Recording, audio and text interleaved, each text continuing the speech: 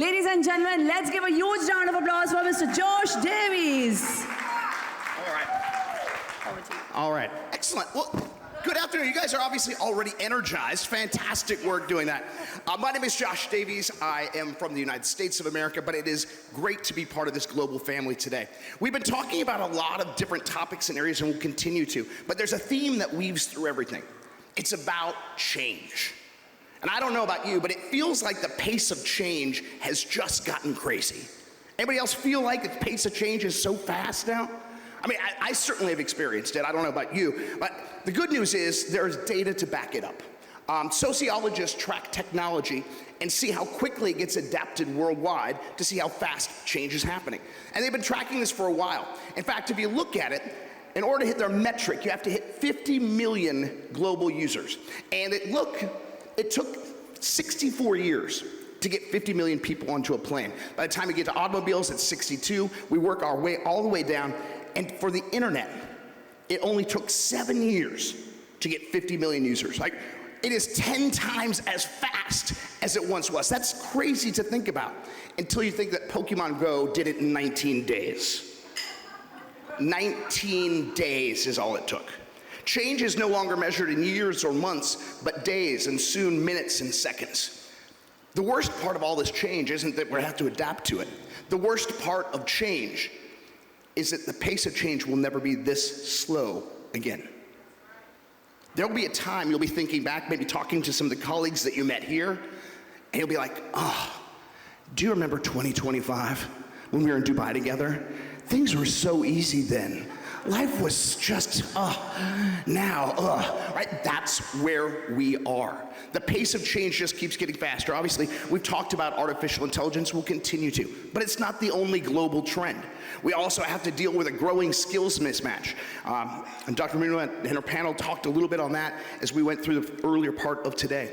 But there's also, especially in the Western part of the world, really a challenge with aging and growing population and an aging workforce that's not being replaced. And of course, there is the upending of the global order. There are all these things that are happening all the time. And what happens for a lot of organizations, especially successful organizations, is they don't adapt to the change. They stay where they are. All right, the corporate graveyard is littered with organizations and with brands or once household names that have just gone by the wayside. What we need to do is figure out a better approach. And we talked about it a little bit. Mr. Omar talked about it this morning, talking about this idea of resilience, and we heard more about that. But that's one train of thought. Another train of thought is this idea that we have to be more adaptable. So which of those two do you think is more important? Should we focus on resilience or adaptability? But we can't, there's no word that's both unless you make one up. And that's why I think Resilify is the answer, right? We want to have a little combination of both resilience and adaptability. We have to keep being steady as we get battered by the waves, and at the same time, be adaptable enough to move outside the waves when it makes sense. So what do I mean by Resilify? I mean, obviously I just made this word up, so let's figure out what it means. For me, Resilify is about the journey to better inspire, communicate, and adapt in any situation. What is it? Resilify is a mindset.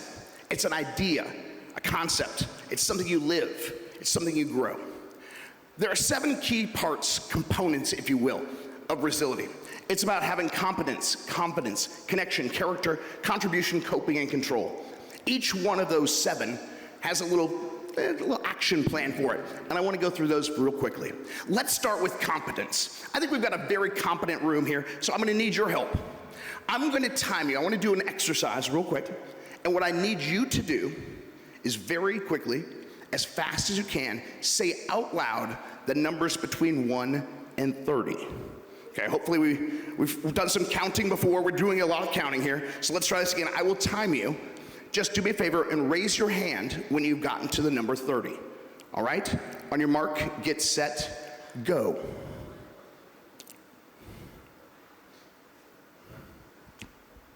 Oh. Anyone else still working? Oh, got a couple. All right. Pretty much everyone here was in 15 seconds or less I think we may have had 9 seconds up front. I'm not entirely sure, but we were close, right? Okay, good. Now let's try this. We're gonna count again. We're gonna count this time from 1 to 60, but I only want you to do odd numbers. So skip all the even numbers. Just count from 1 to 60 using only odd numbers. This time again, raise your hand when you're done.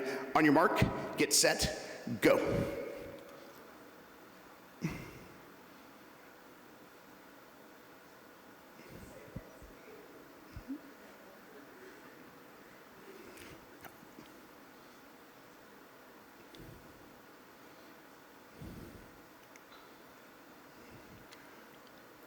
Okay, we are at 30 seconds that time. You're still counting, you're still doing the same thing. Why were we so much slower doing the second one? We still only had 30 numbers because you were skipping every other one. What was the problem? Your brain was trying to do 2 things at the same time. We have another name for that, it's called multitasking. How many of you think you're good multitaskers? Yeah, none of us are. Our brain is only wired, when you look at the neurology behind it, the brain only is wired to do one thing at a time. If you do multiple tasks at the same time, you run into problems. It takes 40% longer to complete tasks. Your error rate doubles. Your IQ drops by 14 points. You literally get stupider. How can we have better competence? It's by monotasking, doing one thing at a time. What's another problem that we have? Confidence. Not that we don't have confidence, but oftentimes we have false confidence. Let's bring the lion back. Sometimes when we look in the mirror, not all of us are lions, my friend. Dr. Mayama points it out, but for many of us, we have terrible self-perceptions. Globally, what percentage of people believe they have an above average IQ? Any idea? 66% of people believe they have a higher than average IQ. Just for those of you who don't follow, only 50% can. The problem is, when we try to get feedback from people, typically our friends and colleagues, what kind of feedback do they give us?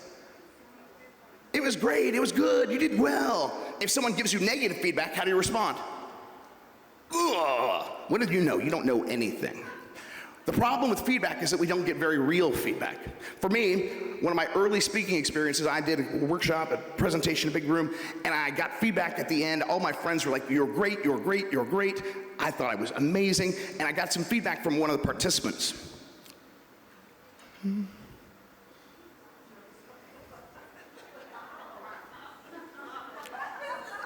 I was obviously not great.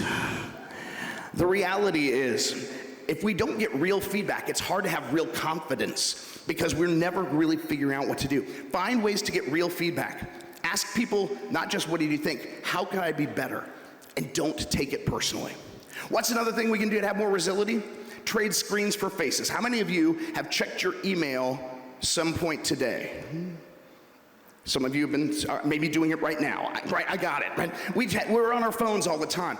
The reality is we've been communicating more and more. If you look since 1900, we now communicate nearly twice as many hours per day, but we're stopped doing it face to face. As a result, we lose effectiveness in our communication. Right? One of the challenges with electronic communication is we lack meaning, we lack understanding. And if you go back to Communication 101, what we remember is that only 7% of what we communicate to people are the words that we use. The other 93% are nonverbal, tone, all the things that get lost. Trading screens for faces is a powerful way to help improve our communication. Next, let's do a little word association. We've been doing a lot of different things here, so everyone do me a favor. I'll put a word on the screen. You all yell out the opposite.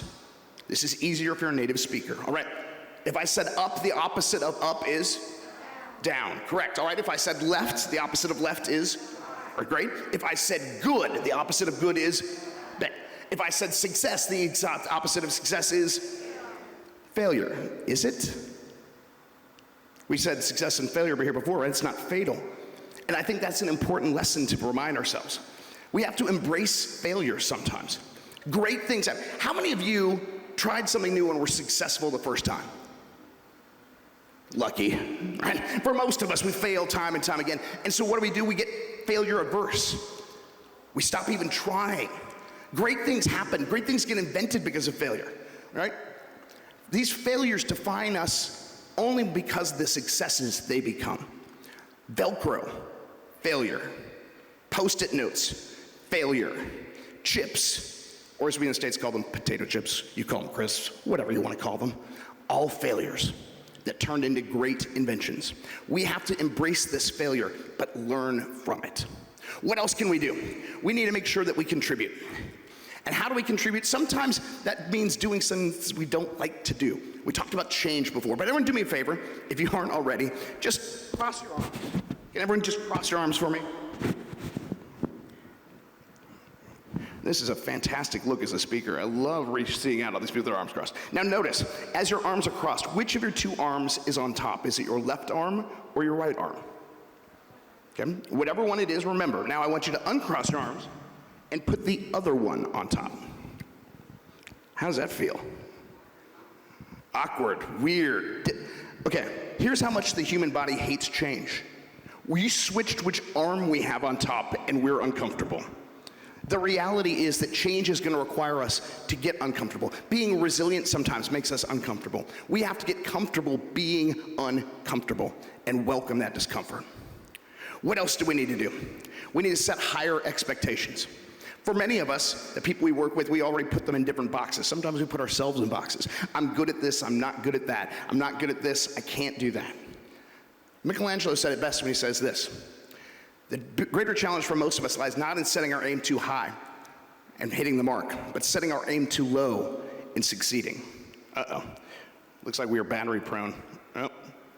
Are we not moving?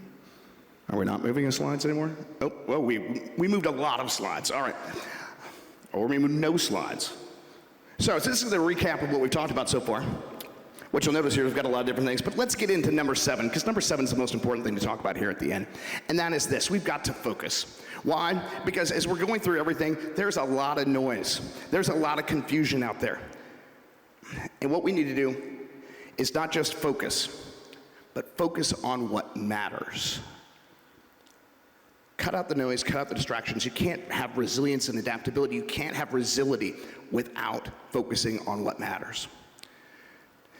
We know that change is a constant, and we'll hear more about all the different ways to do it. Resilience and adaptability don't have to be separate, they can be combined. Resility thrives with competence, confidence, connection, character, contribution, coping, and control. No matter what you think of this, we all have to do more of that. Today is awesome for a lot of different reasons. We've connected with different people, we're gonna learn lots of things, but I want to share one thing to you that I think will be important no matter how and why you experience this event. So everyone, do me a favor, raise your right hand above your head. All right, now do me a favor, wiggle your fingers for me.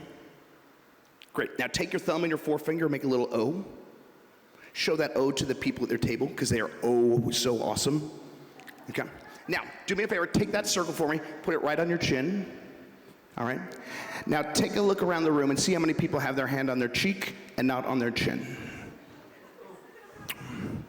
I love those of you in the room that did this move.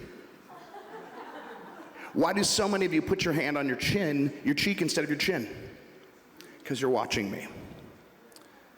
What speaks louder, actions or words? Actions. We can talk all day about all the great networking we make and all the fantastic ideas we've gotten. But if all we do is talk when we leave this room, we're not matching our words and our actions. Make sure that you take this conference and put your hand where you say it's going to be. Thank you for being here. Continue great work throughout the day.